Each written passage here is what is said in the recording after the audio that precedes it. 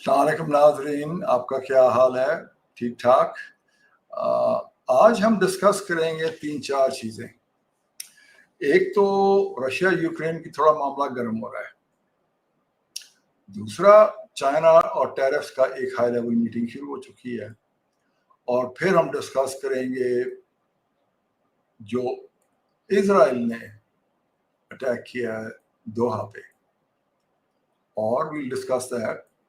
उसके बाद इस वक्त एक मीटिंग बुलाई गई है for the Muslim and Arab countries, and उसके साथ ही कुछ प्रपोजल्स आ रहे हैं लोगों के लिए कि हाउ टू हैंडल इजराइल। हम उस पर डिस्कस करेंगे। सबसे पहले जरा हम चलते हैं, मेरे ख्याल में जो आप सब नाज़रीन को शौक है इस वक्त, हम डिस्कस करेंगे ये इजराइल का जो अटैक दोहा पे हुआ है, इसको थोड़ा एक्सप्लेन कर दें। इसके बाद हम डिस्कस करेंगे इजिप्शियन प्रपोजल क्या है डिफेंस का इज्तिमाई, और उसमें हमारा भी एक पाकिस्तानियों का भी और कोई है बीच में प्रपोजल है। एनीवे, पहले हम जाते हैं दोहा पे हुआ क्या। दोहा एक अमेरिकन एलाई है। दोहा में अमेरिकन का एक बेस है, और Doha was helping Israel to have peace in the Middle East, in Gaza, और वो नेगोशिएशंस उस वक्त कर रहे थे। उसके लिए उन्होंने हमास के लोगों को बुलाया हुआ था। They are asked the Hamas people to come and participate in those talks. Those Hamas people were staying in the diplomatic enclave in Doha. The Israeli attack took place using 10 jets, and they basically blasted multiple explosions inside the compound. There were people killed, but the leadership of Hamas escaped without any injury. Okay. Now, this is very significant because American base being on Doha, and at the same time, Doha and Qatar have spent billions, tens of billions of dollars on their air defenses. I mean, they have more Rafales than India, and they've been training with the Americans and the radar system, the this and that and everything. And at the end, Israelis came in and they blasted the hell out of them. Now, what is very surprising for the Arabs, that the attack occurred. Not very surprising for some other people, because where Israel comes, everybody else, America just keeps quiet. So they took an action there. Now the thing has not ended there. Now, what I'd like to share with you, that the Israelis after that attacked Tunisia.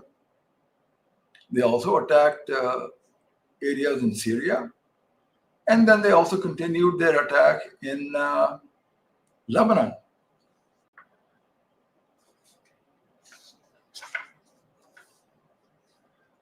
In the Lebanese attack, the Hezbollah organization announced that its operative, Muhammad Ali Yassin, was eliminated in an Israeli airstrike in Tulane, southern Lebanon, earlier today. Yassin took part in the development and production of weapons for Hezbollah organization in Lebanon. So looks like Israel is on a free-for-all. Wherever they find, they're going to attack, and then they're going to basically pulverize that thing. Now, this is a very, very new development, especially. So far, it was limited to Lebanon, and everybody's keep it quiet. Then, to some extent, Syria, and people just quiet it down. Now, out of the blues, they're attacking an American ally, the home of the CENTCOM, and they blast the hell out of in the capital, the diplomatic enclave. So it has really shaken up the whole Middle East. American umbrella defense or words apparently everybody realized does not mean anything when it comes to Israel. So now we move to the next stage. There is a meeting of the Arab states, as well as they've invited the Islamic states. Among the non-Arab Islamic states, Pakistan is the only country which has gone there with its prime minister. Other, Iran, Turkey, and the rest only send their foreign minister or deputy foreign ministers. Arabs are participating very actively in it.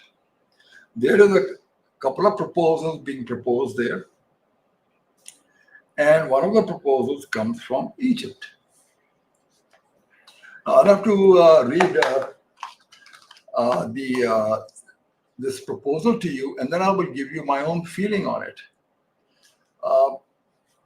What I get from this is Egyptians, who are the biggest military power in the Arab states, and they're also a neighbor of Israel, basically considers this an Arab-Jewish issue. A lot of Arabs feel that way. Anyway, so we'll go to the next step. What do they proposing? Cairo, Arab nations are considering an Egyptian proposal to establish a joint military force comprising troops, arms contributed by members of the Arab League. Arab media reported this. Now, what does it mean? The proposal was first put forward in 2015, is now being resurrected in response to Israeli strike on the Qatari capital of Doha, which basically targeted the senior Hamas members. The proposal is to create a united NATO-style military force presented by Egypt in the 215 Arab Summit held in Sharm el-Sheikh. It was adopted in principle, but progress was not made following up meeting, reportedly because of differences over command structure and headquarters. At the time, Egyptian proposal drafted in response to the takeover of the large areas of Yemen by the Iran-backed Houthis, Saudi-led coalition was established instead to fight on the side of the Yemen's internationally recognized government, and Saudi Arabia appointed a Pakistani as the head of that force. Egypt is now understood to be pushing for Cairo to be the force headquarters. Egypt would host the Middle East's largest army, also wants the commander position to rotate among the 22 members of the Arab League. Now, mind you, Arab League, not Muslim Ummah.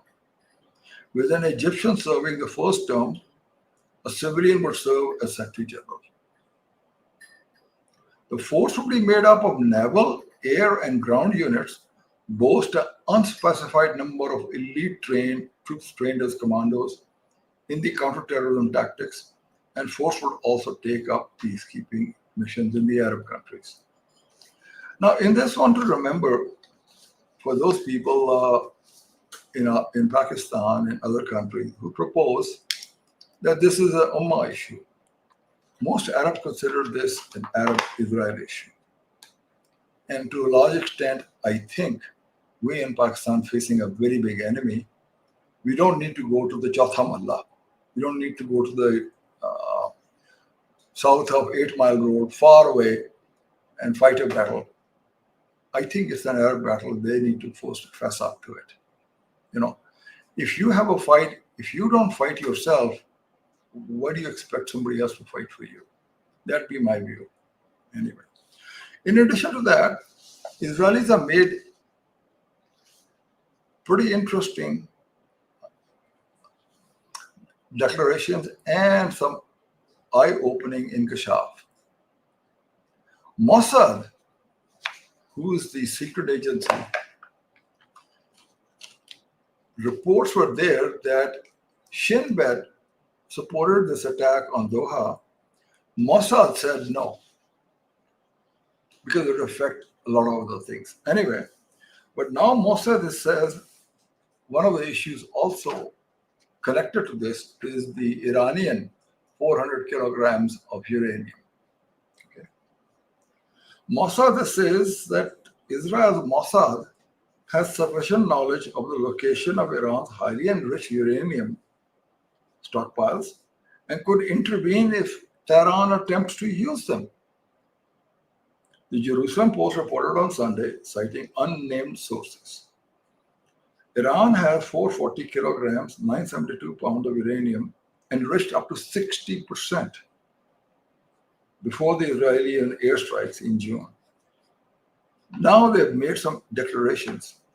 In this whole thing, Mossad is saying Mossad has used female agents. Female agents in Iran, dozens of female agents were deployed inside Iran during Israel's June strikes on Iran's nuclear and missile programs. The Jerusalem Post report, citing unnamed sources, the Mossad director viewed the women's role during the 17 war as very substantial. Now, remember one thing, Iran just went through hanging and killing quite a few number of males and people in Iran who reportedly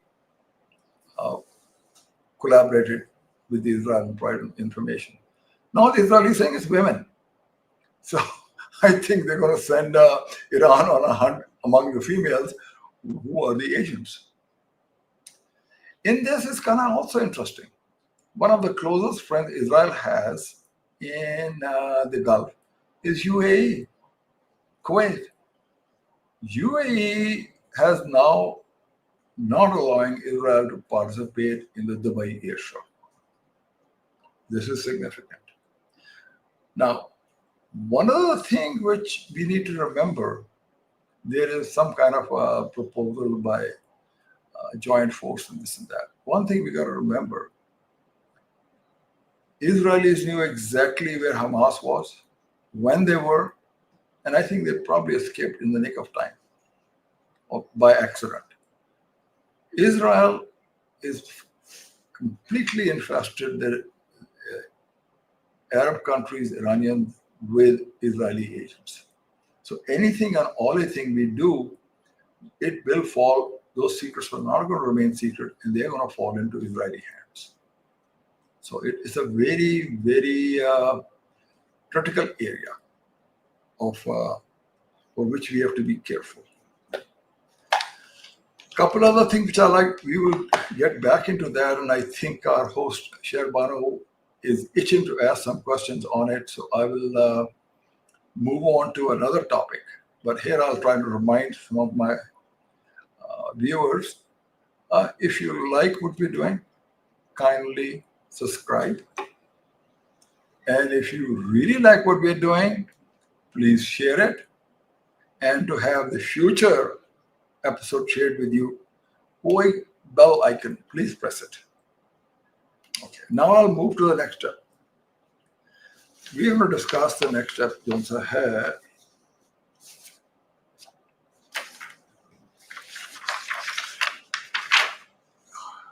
Russia, I have a liking for technology, especially that technology makes you win battles. Like Wild West was won with a Remington rifle, and the Indians were using bow and arrows. So technology advantage goes a long way. Russia has now brought into action an old secret weapon. It is called, it was first unveiled, it's called the Peresvet laser system. It's a cutting-edge weapon capable of blinding satellites, incinerating drones from hundreds of miles away. This development is poised to revolutionize global defense strategies. The Tobol electronic warfare system has been causing significant disruption in GPS and radar across the NATO's eastern flank. Remember वो EU की head थी जिनका वो plane GPS गड़बड़ हो गया था और वो रोमानिया के ऊपर घूम घुमा के कहीं और जाके लैंड करने की कोशिश की थी उन्होंने. With reports of serious impacts on both military and civilian aircraft. Following this is advancing a nuclear-powered electronic warfare satellite, which would interfere with global satellites networks and trigger a potential space arms race. Finally, a mysterious illness is affecting US diplomats linked to suspected Russian sonic weaponry, raising alarms and questions about the use of unconventional weapons. Anyway, this is one thing. One other thing to watch in our own backyard, Trump's special envoy for hostage response, Adam Boehler, and Zalmay Khalilzad, former ambassador to Afghanistan, sat down with Taliban leaders in Afghanistan. Now, a lot of things can be made out of that one, but one thing is for certain, Trump passed a law. Anybody holding illegally American citizens would be a terrorist state, and they would act against them. So this could be in line with this because some time ago, the Afghanis released an American. So, हमारे front में भी we just killed 35 militants in Bajaur sector and Bannu and Lucky Parbat, and we lost 19 soldiers. And the Pakistanis have asked Afghanistan to make a choice. Are you with TTP or are you with Pakistan? And I think it's a good question. On the other side, which we are looking at,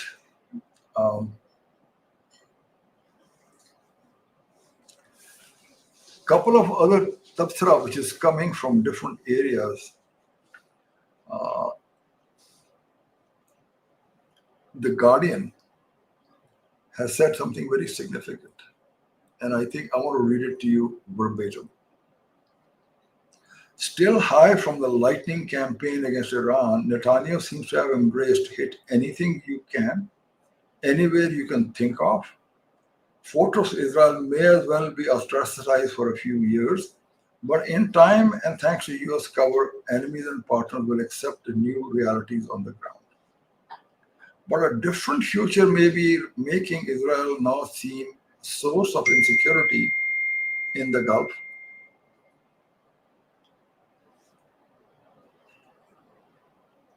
It is less interested in regional integration and keener to establish its fortress through military intervention wherever it chooses to strike. This goes against the Gulf states' need for regional stability to advance their ambition, economic and infrastructure plans. UAE has already cancelled Israeli participation in the Dubai Air Show in November. Uncomfortably for everybody, this raises questions about the credibility of the US as the region's security overlord. It won't defend allies, can't keep Israel in line, then perhaps the Gulf states' reliance on Washington needs rethinking. What was once seemed a distant prospect has become more likely thanks to Israeli intransigence. At one time, the Arabs banded together to basically against Iran. Now it looks like people are kind of coming together against Israel. I mean, tomorrow they can strike Jeddah. And what will he do? Protest. Then they'll hit UAE. What will he do? Protest. Then they're going to hit Kuwait. What are you going to do? Protest. I mean, somewhere along the line, if you don't listen to Israel, they come and bomb your palace. So what are you going to do? So basically, it's we are, in American terms, they say the Middle East entering the Wild West. So, and there's only one gunman in town, Israel. All right.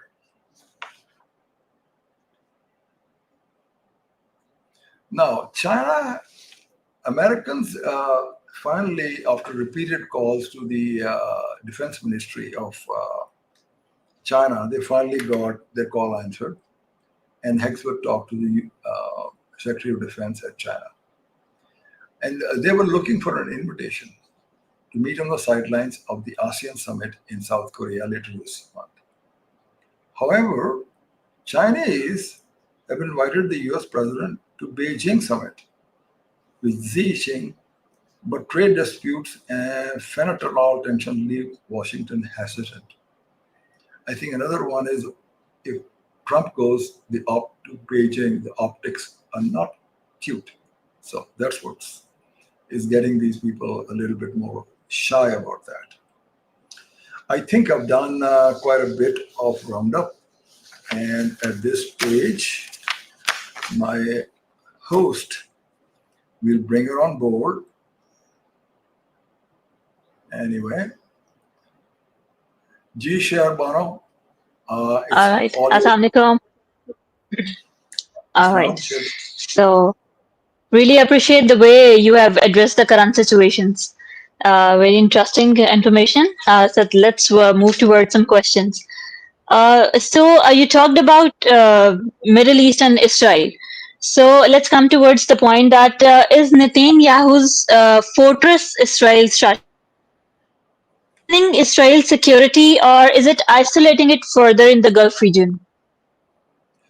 I don't think Israel cares whether it's isolated in the Gulf region. They Hmm. don't really care.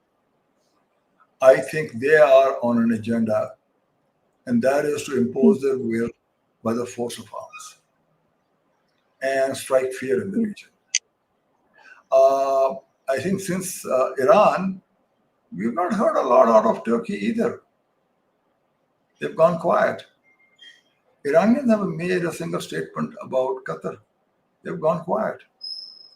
So most of those people who have been affected are Arabs.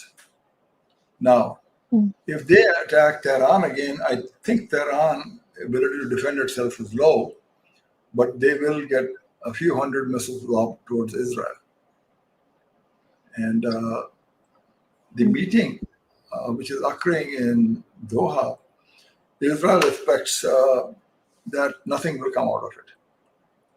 They'll make a lot of strong statements and then nothing. And they will proceed to hammer anybody they consider terrorist anywhere in the Arab world, Hmm. probably even Hmm. Iran. I think the two countries so far they have not really gone for have been Turkey and Pakistan. And I think we and Pakistan have got a real big enemy. Which brings me to bring an issue which you brought up pretty closely and it just jogged my memory. President Zardari is in China for a 10-day visit. And his first visit is to Yeah. the aircraft manufacturing plant which makes J-17s in jointly with us and J-10s, which is the Hmm. one who fired the missiles which basically sent the Indians grounded for 2 days. They're also the same one which makes J-20s. And Zardari went in half an hour to another city using the bullet trains. So he got quite a taste of it. So I think we're beginning to see, we are entering into a arena where I think I should show you guys where that is. Uh, Hmm. Zardari is in this area up here in China, near Chengdu, which is about around here. After that, he's going to travel to Xinjiang up here and closer to the Pakistani border. And what he's talking about is probably quite serious. Apparently, he's gone there as a supreme commander of the Pakistani armed forces. So that is what it is said. He's also uh, there with the First Lady, Asafa Bhutto. He's also there with his son, Bilawal Bhutto. And he's gone there with a very innovative entrepreneur, Mandiwala. Both the ambassadors of China and Pakistan and the Pakistani ambassador in Beijing are also with him. So I'm sorry I missed that, but I wanted to guys to bring up to speed. And I think in our podcast coming up days from now, we'll deal more in that area too. All yours. All right. Mhm. Okay.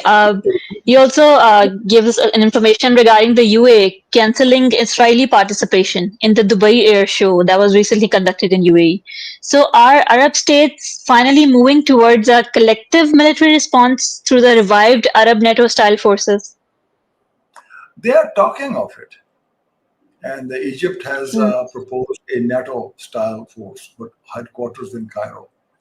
Now, what that means and whether they do it, and in case they do it and Israel acts on it, what will they do? I personally, for one, like to see this NATO force come through. then I would like to see what do they do. I mean, Americans have given Egypt F-16s. But let me say this: they don't have ASR radars. Israeli F-16s have ASR radars. Egyptian air-to-air BVRs are 60 kilometers. The Israeli BVRs are 110 kilometers, AMRAAMs. So what is the Egyptian Air Force going to do?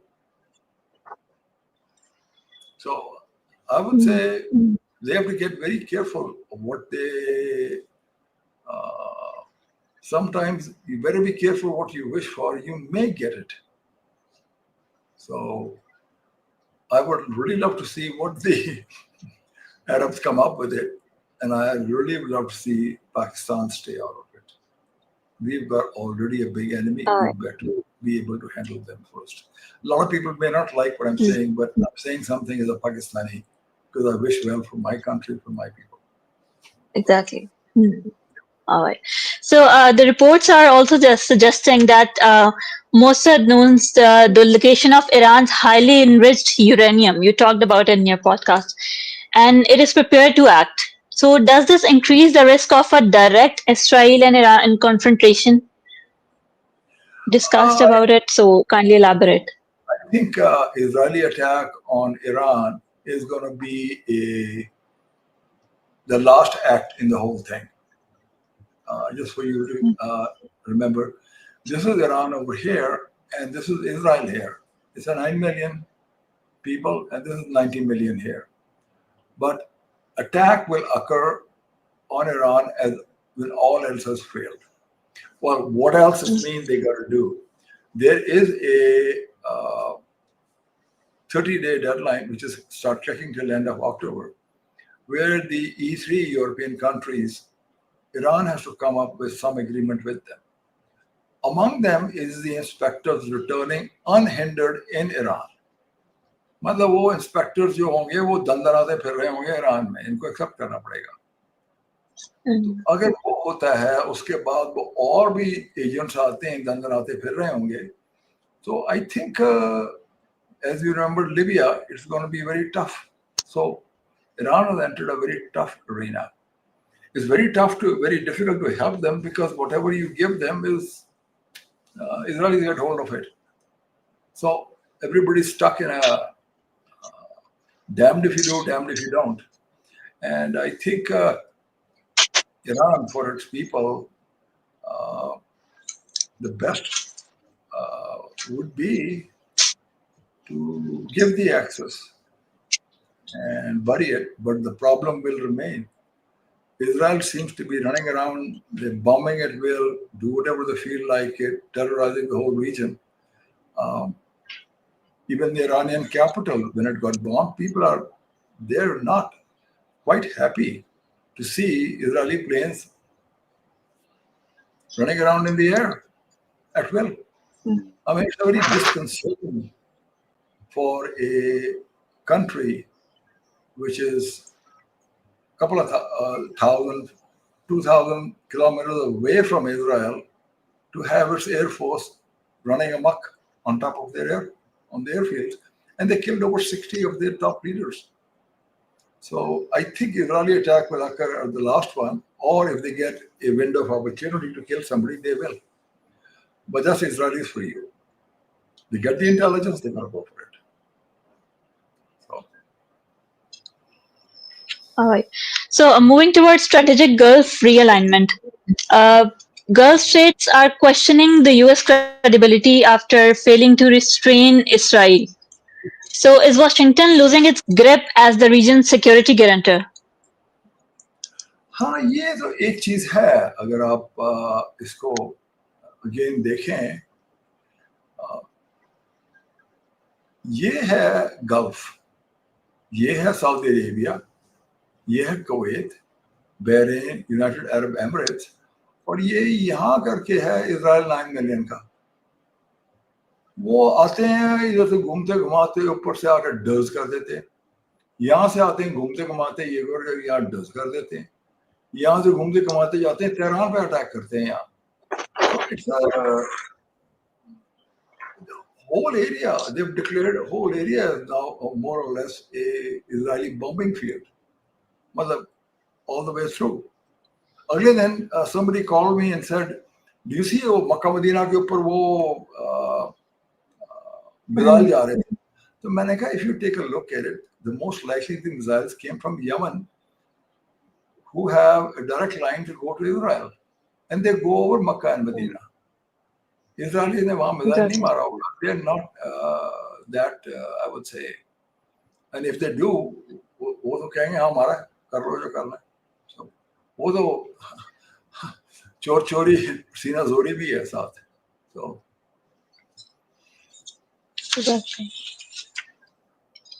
all right. So really grateful for the clarity you have provided in your answers. And hopefully that wrap ups our today's discussion of podcast. Thank you, Sher Bano. Thank you for your very interesting questions. And hopefully we'll be with you, with our viewers, subscribers 2 days from now on the 17th. Inshallah. Same time, 9 p.m. Thank you. Signing off. Allah Hafiz. I know.